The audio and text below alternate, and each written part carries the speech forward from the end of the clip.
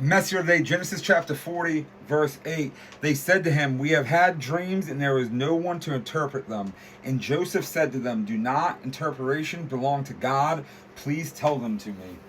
So y'all see, the butler and the baker, right? They weren't just two regular servants. They was two of the most trusted men in Pharaoh's kingdom, right? One handled the king's food, and the other one tasted the king's wine first, risking his own life every time to make sure Pharaoh wasn't getting poisoned, right? So men that close to power don't end up in prison for nothing, right? So whatever they were accused of had to be serious.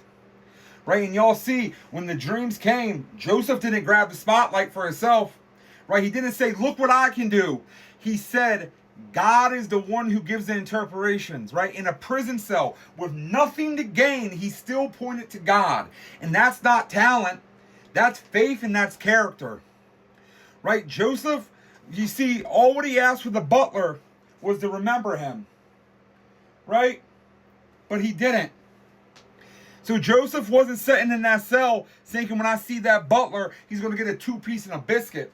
Right? He wasn't plotting revenge. He wasn't replaying the disrespect in his head.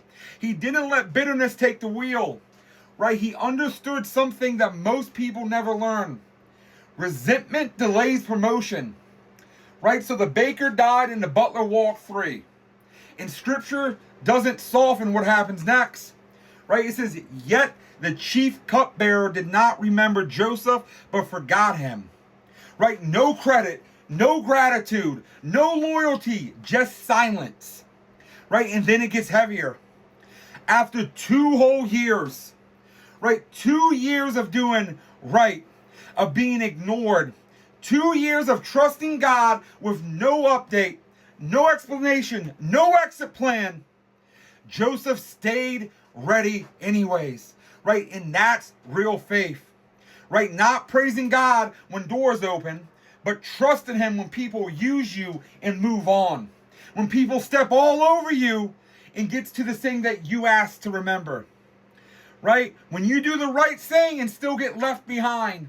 When silence feels louder than betrayal. Joseph didn't miss the moment though. Right? God was positioning him for something bigger than the prison, bigger than the offense. Right? So don't bleed over people God is about to use to bless you. Heal up, stay sharp, and be ready when your name gets called.